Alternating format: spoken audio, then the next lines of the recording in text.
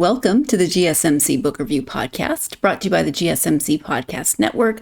I am your host, Sarah. Very happy to be with you on this last Tuesday of September. No. Next Tuesday is still September, because it'll be September 30th, so I lied to you just then. But we're very close to the end of September, which is crazy, because pretty sure it was just like 1985 last week.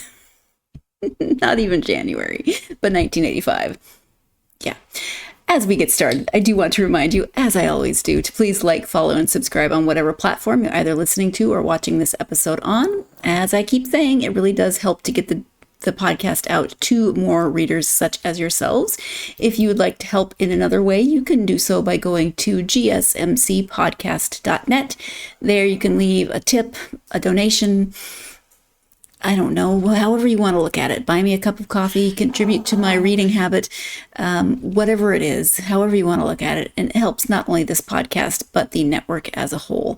And all of your support is always very, very much appreciated, no matter what form that support takes. So if that's sharing on social media, if that's liking on social media, liking on the platform that you're listening or watching on, or leaving a tip by going to gsmcpodcast.net, it is always very greatly appreciated, and I thank you from the bottom of my heart for all the support you've given the podcast over the years.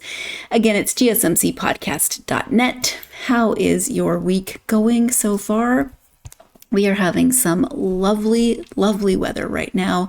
It's still warm during the day, maybe hot-ish, but not too hot. And then I just took the dogs for a walk a little bit ago, and it wasn't cold. Like, I didn't need sleeves, but it was cool, and I love that. I love fall because the nights start getting colder and it's still warm during the day. I love this time of year, so I'm very happy about the weather. And yes, I am talking about the weather because I am old. Give me a break. One of my students yesterday was telling me about her teacher, and this teacher, she says, she was upset with this teacher. I don't remember exactly why, just something frustrated her about this teacher. And she said, and she's really old. She's like 50. I said, oh, okay. And I just left it at that. This student is 12. And I remember at 12 thinking anything older than about 25 was old. So that made me laugh, but is beside the point. It just occurred to me as I was talking about being old by talking about the weather. Let's instead talk about a book. I am talking this week to author Nick Kolakowski about his book, Where the Bones Lie. We are into mystery, crime fiction, noir, and let me go ahead and give you a description of this book. For Dash Fuller, Hollywood's underbelly is home. He's spent years making the film industry's worst secrets disappear, and it's left him a cynical burnout with a taste for bourbon and self-loathing. But when a young woman comes to him with a peculiar request, Dash sees a chance at redemption. Madeline Ironwood is the daughter of Ken Ironwood, a notorious smuggler and a murderer who disappeared 20 years ago. Ken's skeleton has just been discovered in a barrel at the bottom of a dried-up lake, and Madeline wants to know who killed him.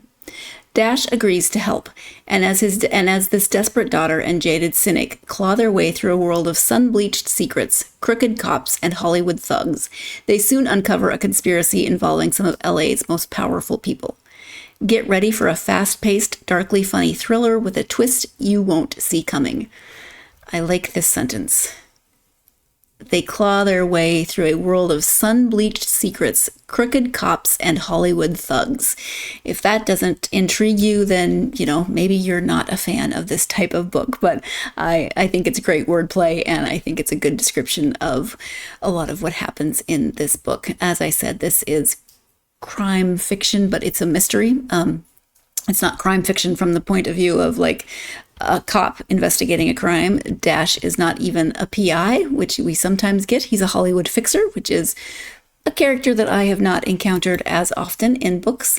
He has his own demons and his own past, and he's working through some of that in this. And Madeline and her plea for help kind of help him with some of that. She's got her own demons, and she's working through a lot of that. I mean, obviously, the bones of her father have just been discovered, and he was not a great guy to begin with. So they've both got their pasts. They're both trying to work through some things, and they go on quite the series of events that help them to maybe start working through those things. And their relationship allows them to play off of each other and kind of sort through some of that. So there's a lot of different elements of the book and the characters that are great, that are compelling. So let's let Nick talk about those characters and those events. Again, the book is Where the Bones Lie. The author is Nick Kolakowski. Hi, Nick. Welcome to the podcast. Thank you so much. I'm really glad to be here.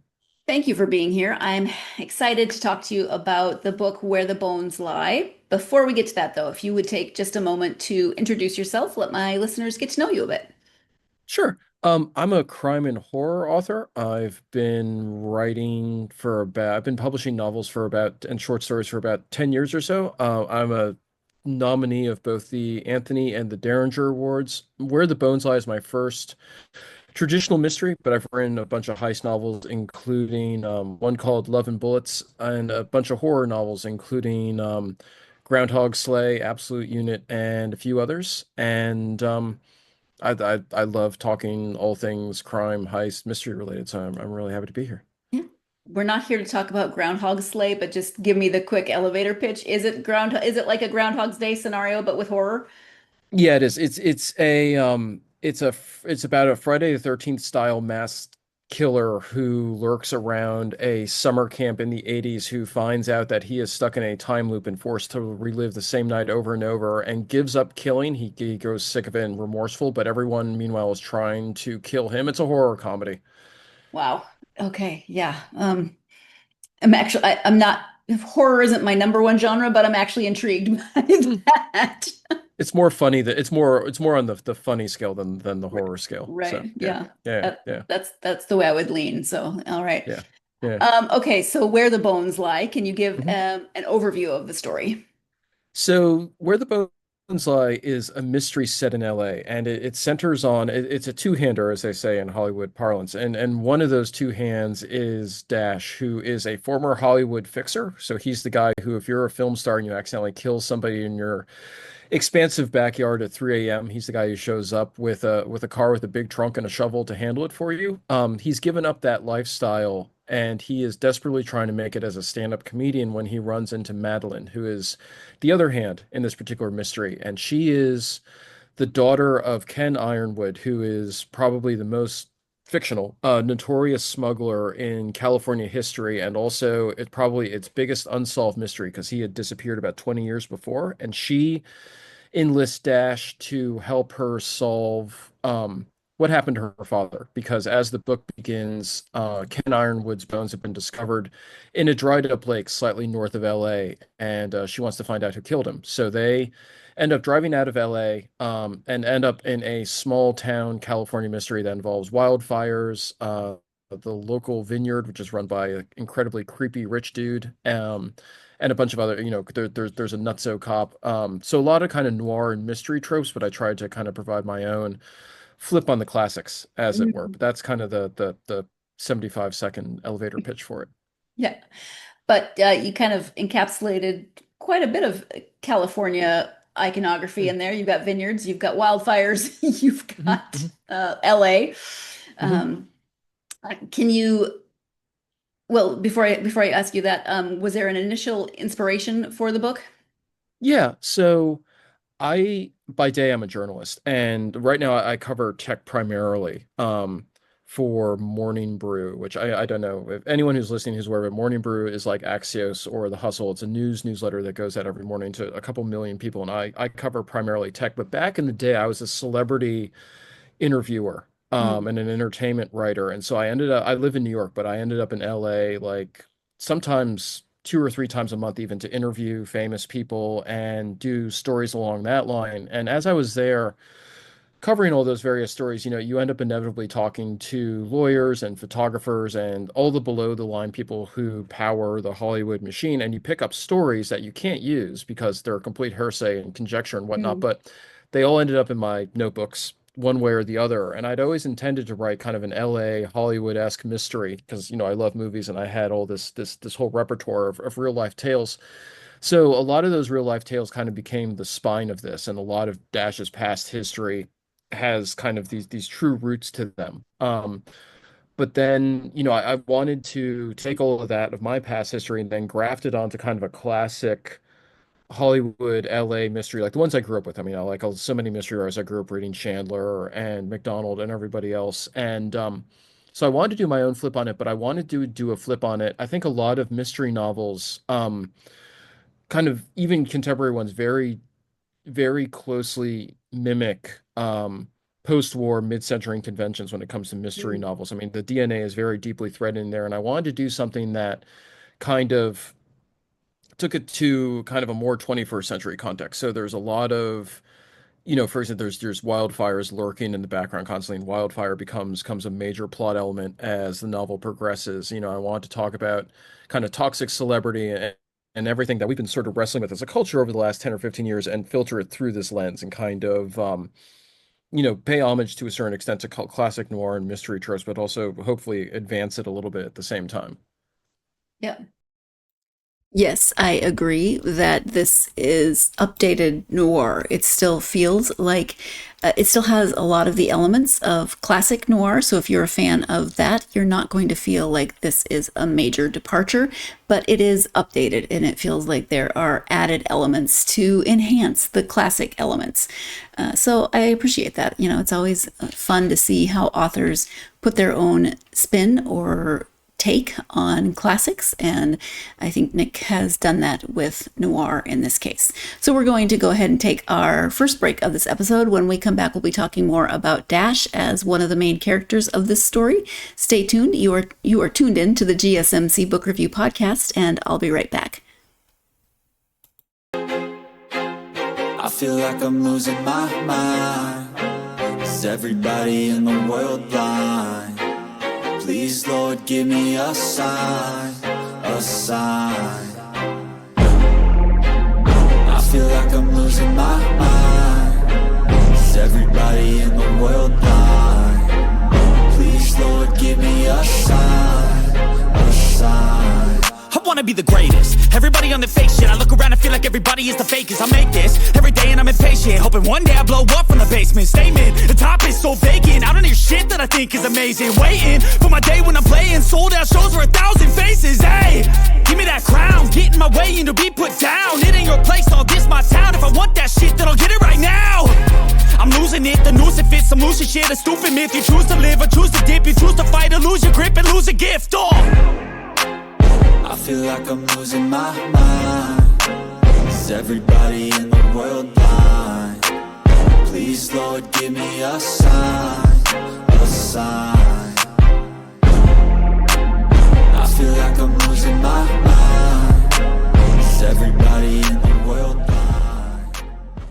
Welcome back to the GSMC Book Review Podcast and my conversation with author Nick Kolakowski. As we get into this second segment, this is your second and final reminder that if you would like to help the podcast and the network as a whole in a monetary fashion, you can do so by going to gsmcpodcast.net. You see that in the video next to me, but you're also going to see it playing or scrolling along the bottom of the screen throughout the episode in case you would like a reminder. Again, that is gsmcpodcast.net. Again, all support is greatly appreciated. Thank you so much for past, present, and future support. I can't thank you enough. Before the break, Nick was talking about some of his inspirations and jumping off points for Where the Bones Lie. Let's go ahead and return to the conversation with Nick. Let's talk a little bit more about Dash and what about him do you think will resonate with readers? He's funny. I mean, I tried to make him as funny as I could. He's flawed. He's funny, morally. except that he's not funny. Sorry, I'm Right. just thinking he's a terrible stand-up, but he is actually funny. Yeah, he's not. So he is a terrible stand-up, and his comedy is god awful. And when I was writing the book initially, I tried to actually make him like genuinely funny, and I realized that wasn't quite landed. So I made him a terrible stand-up comic. But the book is narrated from his perspective, and he's Ryan and amusing in his own way. But I think in terms of what draws him, certainly what drew me to him as a character, is he's morally flawed in very, very deep ways. And I think a lot, and but he wants to change and he wants to be better. And I think that urge to be better, in a lot of ways, the mystery at the center of this book gives him the opportunity to, if not wholly heal himself, at least kind of advance that healing a little bit. Um, I think a lot of people identify with that. I think a lot of people, we all recognize that we've made mistakes and so on. And I think a lot of people would like to do better or be better, and kind of try to fix themselves. And I think he appeals on that basis. I mean, certainly, like I said, he appeals to me as a character on that basis as well. Right. I certainly didn't want to do a detective who, I love reading mysteries and I read them constantly, but I also kind of get a little bit bored about the trope of like the 200 IQ genius detective who's, they've got like one conspicuous flaw, but it's not really a flaw, et Hmm. cetera. And they're pretty morally um whitewashed. I really didn't want that. I want somebody who is kind of messy in his own way. Same with Madeline as well. I mean, they're both messy and they both kind of help heal each other through the course of this mystery. So, talk a little bit about writing characters who maybe are a little messy or morally gray, as in Dash's case, and where's that balance for you? For they could cross that line to being an unlikable character, but you want them to be your protagonist and not be. How do you find that balance?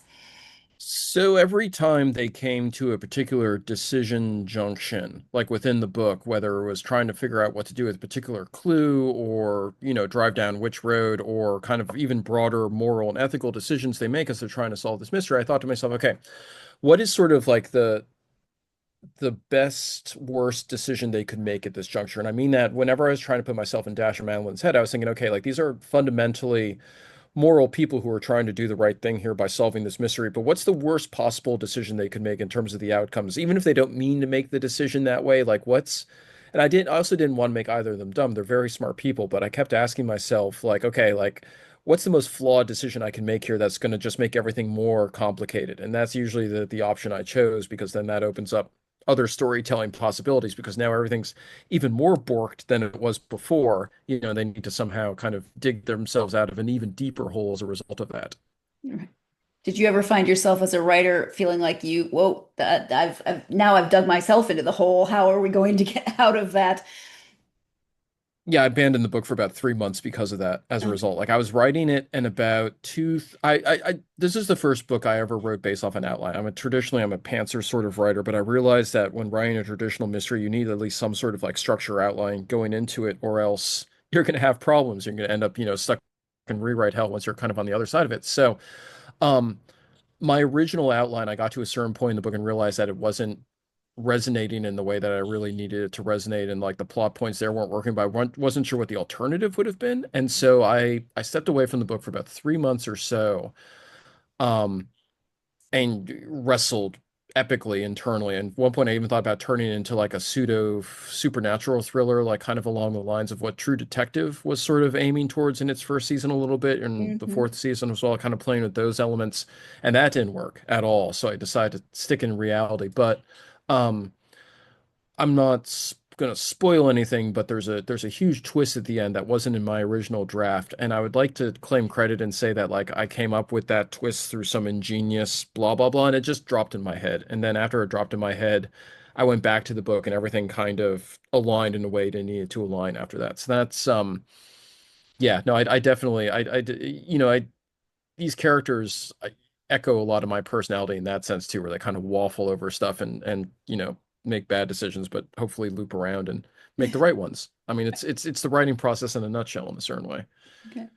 So the book is told from Dash's perspective, but then we get the added element of Madeline's character. Can you talk a little bit about their relationship and how that dynamic works throughout the story?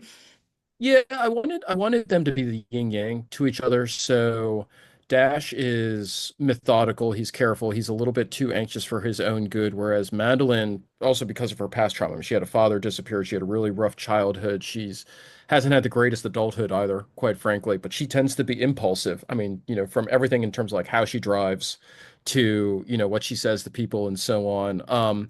She tends to kind of lead much more um impulsively than Dash does. And as a result of that, they complement each other in a weird way. There are times in the book where Dash will freeze up and try to think like, what do I do now? Madeline will plunge ahead and that will actually kind of free up whatever they need to free up to move forward. but it also kind of gets him into trouble at certain points. As the dangers in the book escalate and get more lethal, certainly Dash has ways, having come from a kind of a dark background, or he's dealt with similar situations. He tries to finesse his way through things, and Madeline, by shooting her mouth off, sometimes almost gets them killed. So I mean, I wanted to create a sense of them playing off each other personality wise, but also frankly, I mean, they both recognize, like I said before, that they're both flawed people. And one of my big hopes for the book was that, I mean, Madeline also evolves alongside Dash, and that, they're kind of using each other as a catalyst to heal their broken places at least a little bit. So there was that idea too, that they would do that. When I was writing, I also realized that, like, of usually all my previous novels had also been two-handers. I have this impulse to write, instead of having one main character, I have two, because then you can use action and dialogue, I think, much more organically to kind of work out character beats and so on. Whereas when you're entirely in the head of one protagonist, you risk kind of getting a little bit too internalized, especially if you're trying to trace out an emotional arc or something like that too. So I found, as I was writing this, I just had this realization where it's like, oh, this is the latest iteration, and probably the best iteration of, like, this constant theme that runs through everything I've ever written. So I thought that was interesting. Yeah. You said you're a pantser when it comes to plot most of the time. Is that true for characters as well? Do you like them to just sort of evolve, maybe without you sometimes, or do you really like to have a good idea of them before you start writing? I have a rough outline of what they are before I start writing, and then I think a lot of writers experience this. At a certain point, the characters start kind of talking to you in a certain way, which sounds, when writers use that phrase a lot, and I think it sounds a lot more supernatural or magical than it's actually supposed to. But at a certain point, there's something in your brain that kicks in, and then if you try to make a decision for them that the character, like, doesn't like, then they start to pull against you almost. It's hard to describe, or it doesn't feel right. Right. They start kind of taking a little bit more control. So yeah, I mean, I always kind of go in with an outline, but then sometimes characters will surprise me, and, like, something will suggest itself in terms of what they need to do or whatever, and then all of a sudden you're writing something completely different. Sometimes you have to toss out the outline or adjust what you think you were going to be doing with them. Yeah, and that certainly happened with this as well. I think Dash at certain moments was kind of a lot darker and a little bit older. And I think Madeline kind of went a little bit back and forth before she started to really kind of speak. But yeah, I think it definitely changes on you. Always interesting to me when I talk to authors to find out how characters change, whether they kind of do it on their own or if it's actual, conscious decisions of, maybe I shouldn't say conscious, but you know what I mean, like decisions that the author deliberately makes, or sometimes the author feels like the characters kind of lead them in a way to change. But it's always interesting to hear how characters start out and then how they have evolve into the characters that we read in books, and how different it might be to read the book where the character was as originally written. Just kind of an interesting thought exercise for me, maybe for you too. I don't know. We're going to go ahead and take our next break of this episode. When we come back, we'll be talking about secondary characters and if they ever convince Nick to give them bigger roles in his writing. You're tuned in to the GSMC Book Review Podcast, and I'll be right back.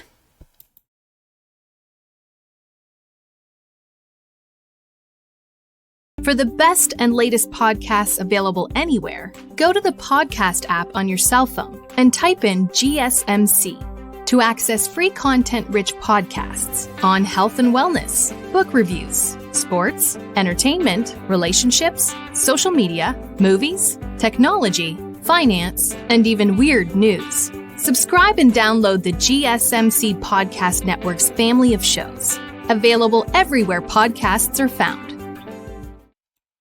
Welcome back to the GSMC Book Review Podcast and my conversation with author Nick Kolakowski. Before the break, Nick was talking about character development and how characters change and evolve through the writing process. Let's go ahead and return to that conversation with Nick. Do you ever have secondary characters that decide, nope, I need a bigger, have they ever kind of come forth as having more of a role than you originally intended? Yeah, I get a lot of, so I tend to draw a lot from real life, and sometimes with secondary characters, like I'll fill them in with like tons of detail from somebody who I know or whatever, and then all of a sudden, because of that, they it's like almost too much life has been pumped into them, and then they become like they tend to fill a little bit more. And then conversely, there's the other side of it too, where sometimes you have a secondary character who's threatening to take too much of a role. And frankly, in previous books, there's been times where I've killed secondary characters who were risking like kind of taking too much of the spotlight or whatever because I recognized that it was going to be like I envisioned this like future issue of like trying to rewrite a book, with this character being a Right. little bit too loudly, and I'm like, okay, we're gonna kill him now. So, So warning to secondary characters, don't get right, too you know uppity, what? I'll kill Yeah, you. yeah. No, don't exceed your bounds. And with like mystery and thriller fiction, the great thing is that like there's no end of opportunities for that kind of thing too. So. Right. Did you do any particular research that stood out for you for this book? I did a lot of forensic reading because, like I said, this is California's most notorious missing persons case, and they discover her father's bones in a barrel, and so I did a lot of research into that. I did a lot of research into um one of the inspirations for this story was also one of the elements that ended up getting incorporated in everything was how as climate change has sort of seized the West, especially around like Lake Tahoe and Nevada, you've seen these like declining water levels, that Mhm. have surface bodies and barrels, from like the 70s or the 80s or whatever. And so I did a little bit of a dive into that. And then um, there's a huge action sequence in this book involving wildfire. So I did a little bit of research into that. Although, I mean, I've also personally witnessed wildfires out of control, Mhm. in Arkansas, in Idaho, and in California. So I knew a little bit about that going in, but I dug up my notes on fire science, for example, just to get some things right. At Yeah. one point, I actually did a story where I was embedded with the California firefighters for a little bit. So yeah, no, I mean every book. I mean, you always have three Google tabs open on everything. Right. Yeah, so But again, the internet history of authors never ceases to amaze me. And if somebody who didn't know you was an author, somebody who didn't know you are an author stumbled across your internet history, they might be mhm. very confused. It's the funny thing too. It's like you have to, and the other thing too is like you have to get it right. I mean, there's so many of my friends who are mystery authors and so on where they get. I've gotten these letters too, where I mean, if you, especially with guns, I mean, if you Mhm. mess up with small details on things, like you will get notes from readers, and like the notes are fine. The notes are pleasant, most of the time, but like you really have to get it right because I mean, there's a lot of very smart people out there, and they'll let you know it if Yeah. like you mess something up. My dad was not a wildland firefighter, but a volunteer firefighter in my Mhm. hometown for decades, and he could not watch movies with firefighters because they so often got things wrong, and it just made him so angry. Yeah. Yeah, I can see. I've got a similar thing with friends of mine who have worked in ERs, and so whenever they see any TV show or movie that's like, except for that show on HBO, The Pit, which apparently is very realistic, but like otherwise, like they can't watch medical shows or movies with medical sequences because it drives them berserk. Right. Yeah, you get so angry. Um, would you go back to these characters in this universe? Do you think would this be the start of a series Mhm. potentially? Yep, I submitted the outline in the first several chapters to my editor, and now it's kind of like a fingers crossed if the first book is selling sort of situation right now. So we'll see. I mean, I have places to take them, emotionally, physically, and so on. A lot of it, the way that this book ends, I felt, and I deliberately ended it on kind of a note that would set it up potentially for a series involving these characters. And there's, knock on wood, there's a lot more room for them to expand. So I'm hopeful. I'm excited. Okay. Yeah. What draws you to writing not only crime fiction, but in this case, noir? Mhm. That's a good question. I started at I think it's because like from a young age, my dad gave me, he when I was about 10 or so, he started pulling like Chandler and Hammett books off the shelf and giving them to read. And I just fell in love with the genre then, and we watched a lot of growing up. We watched like a ton of the old classic like film noirs with Bogart and everybody else. And I think that just kind of instilled it in me. I've never I've dabbled in a lot of other genres like sci-fi and contemporary literature and so on, and I've written and published some stuff in those genres. But this is the thing, you just have like an emotional drive for it. I think it's kind of it's rooted deeply in my childhood. I think I think it's just as simple as that. Yeah, makes sense. Yeah. Um, in terms of writing, obviously you're a journalist, so you write all the time in that capacity, but what did you always want to write fiction, write for publication, or did that decision come later in life? I always had the urge to write fiction and write novels. And I wrote in my 20s, I wrote a couple of novels which are now firmly trunked and will never see the light of day, which were Mhm. not awful. But I think everybody's got a couple of trunk novels in them. And then when I hit my 30s, I decided that I was going to bear down on it a little more and make sure that like whatever the subsequent books were didn't end up in the trunk. So I mean, I've always constantly, I mean, I've always been somebody who wrote at night and so on, and consistently my entire life. I just at a certain point, I think after you've trunked enough books and kind of filled enough notebooks and made some progress, but not a lot of progress, I think you make a decision either to give it up or lock down. And I just made a decision to kind of like lock down a little more on it. And also your skills improve. So you Mhm. start getting slightly fewer rejection notes and so on. And then, you build up relationships and you start working with editors. And then you're kind of on a smoother glide path as a result of that. Yeah. From your own experience, what piece of advice would you give to someone who's kind of at that point? They think, yeah, I do want to try to do this more consistently. I think it's the same advice that was given to me, which is just steady work. You just have to keep there's no I mean, I'm sure there are geniuses out there who have managed to put pen to paper at a young age and just, kind of blasted something out on the first draft, which is absolutely perfect. I mean, I think for all the rest of us, it's just hard work. And then there's no it's like any vocation, there's no shortcuts. You just got to grind. And, you've got to the other thing that's important too, though, is to I think read heavily and read outside of your genre. Like I read a lot of mystery and thrillers, but it's probably about maybe a quarter of my overall consumption. And I think that for everybody else, I think it's really important to read a lot of nonfiction. Like if you whatever your genre is, make sure you read other genres. Read whatever's kind of blowing up contemporary literature and winning the National Book Award. And I think once you have to be really omnivorous because you never know kind of how your brain is going to digest things. It's operating on a subconscious level that I think you can't really recognize or sort of consciously handle. And I think as you digest and absorb more stuff, you're not going to even realize it consciously, but it's going to start coming out in your writing. I think the more you read, the better a writer you become, whether or not you recognize that or not. Yeah. The more you read, the better writer you become. I tend to agree with that. And if that's the case, then in theory, I should be a really, really good writer if I was a writer, because I do love to read and I try to read fairly broadly. Definitely read more broadly since starting this podcast and doing hundreds of episodes with authors that I maybe wouldn't have had the opportunity to read if it weren't for doing this exact thing. So grateful for that. But, I haven't tested that theory as if to whether my reading a lot throughout my life would make me a better writer, because I don't really write, as you know. Maybe someday.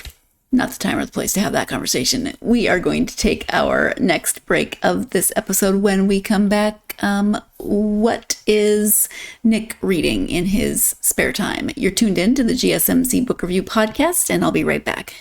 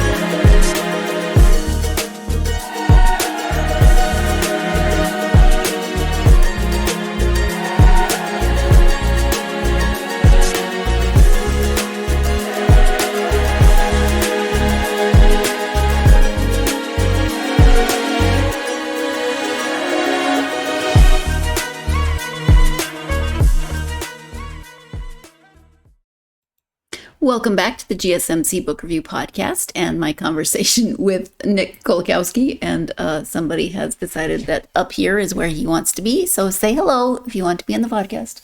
No licking. Welcome back to my conversation. Before the break, Nick was talking about advice that he would give to someone who wants to write. We're going to now return to the conclusion of my conversation with Nick. So in that other 3/4 time when you're not reading mystery or crime, who are some of your favorite genres and some of your favorite authors and genres? So I read a ton of nonfiction, and I've been actually plowing through Emily Wilson's. Well, this isn't nonfiction. I got those two threads confused, but her Emily Wilson's recent interpretations of the Odyssey and the Iliad are two things that I just kind of reread, which were amazing. I mean, I haven't read them since I was, kind of a teenager, and they were both absolutely kind of incredible. I'm reading Ghosts of Hiroshima right now, which is a nonfiction book by Charles. I'm going to say Pellegrino, but that's wrong. It's being adapted into a movie by James Cameron right now. It's about obviously the horrific atomic bombings of Hiroshima and Nagasaki, but also focuses on one particular guy who survived being at the epicenter of the Hiroshima bombing and went home to Nagasaki and then got bombed in Nagasaki as well, and kind of the repercussions through his family, because he lived through both. So it's like kind of the repercussions through his family and so on.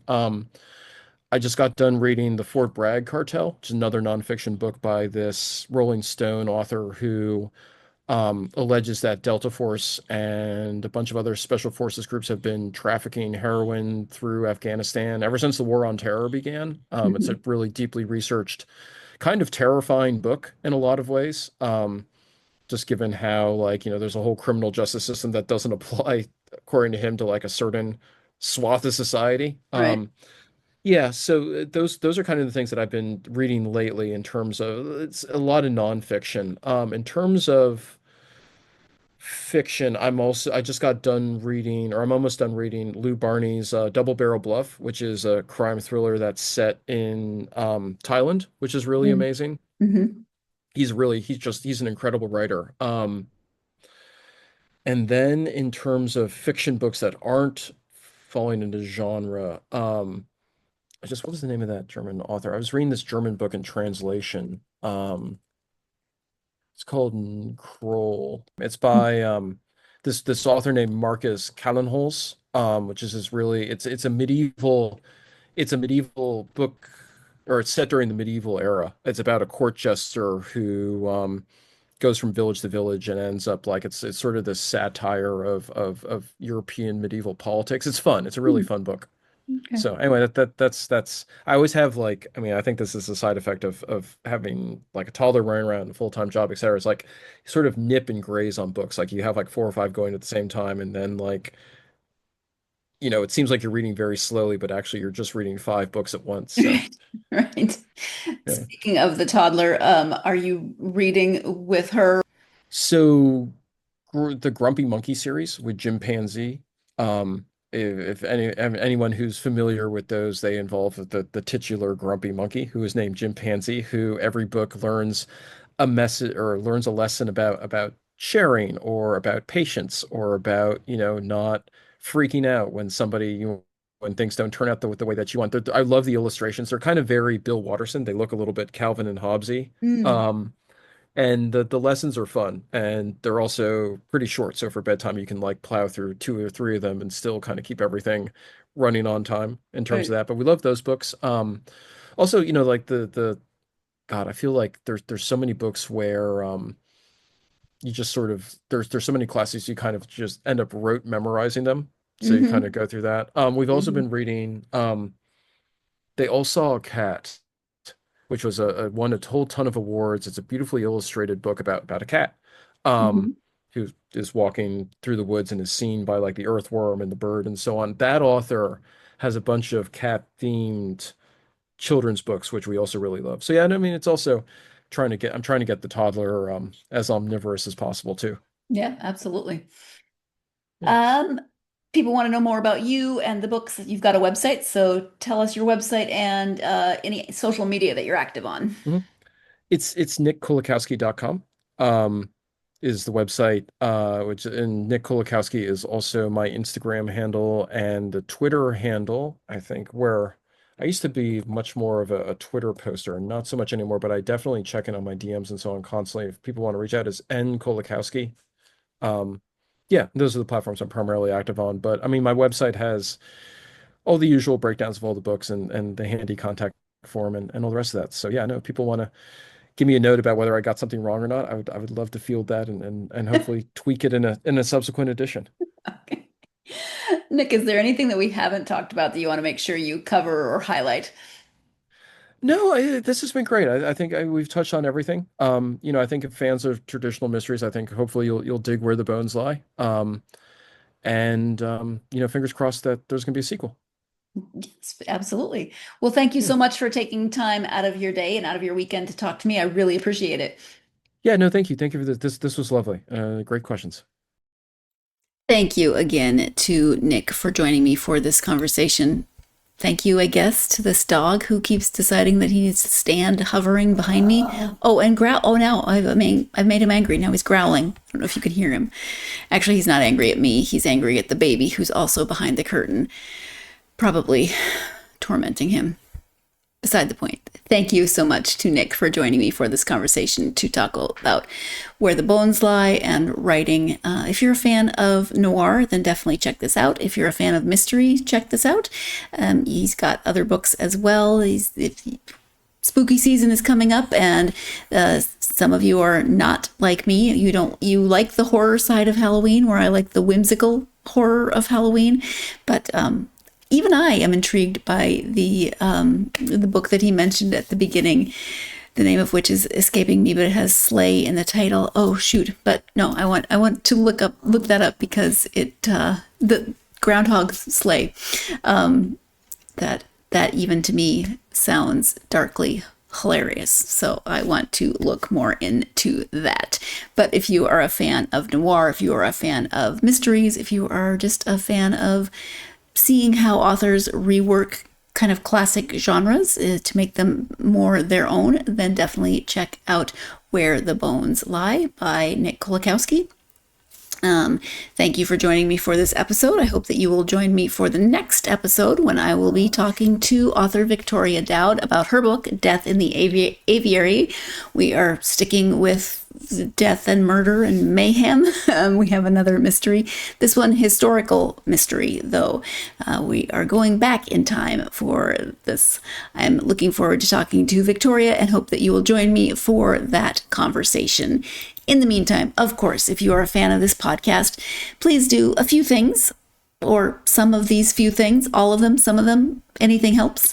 Like, follow, and subscribe on whatever platform you're either listening to or watching this episode on. Again, helps the algorithm, gets the podcast out to more readers.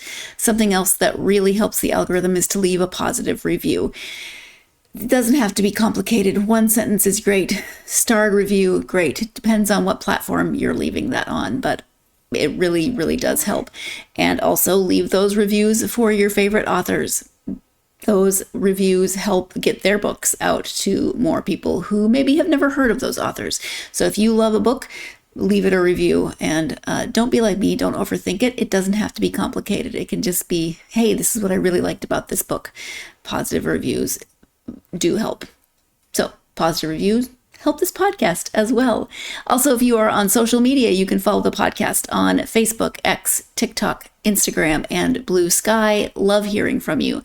Find the podcast. By extension, you get me. Hit me up with questions. Let me know your comments. Have you read the books of the authors I have spoken to? Have you been inspired to read any of the books of the authors I have spoken to? Does my growling dog annoy you during episodes? Come find me. Tell me your thoughts. Love hearing from you. So follow the podcast on social media on the platforms listed. I hope you're having a great day. I hope that you are having a great week so far. It's only Tuesday, but I am so confused as to what day it is because I worked over the weekend. So that always I never quite know what day it is. I had a really busy day on Sunday.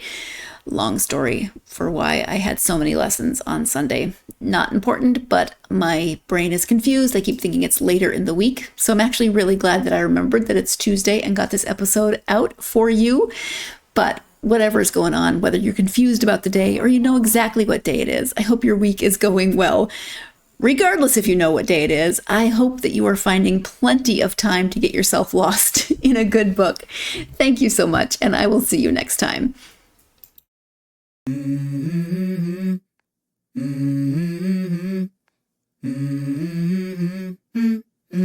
Let's go. I wake up to a little bit of drool on my pillow, feel like it's gonna be a bad day. Yeah, I'm tired of shit, and the coffee ain't hit yet, damn, ain't that great. I don't wanna go to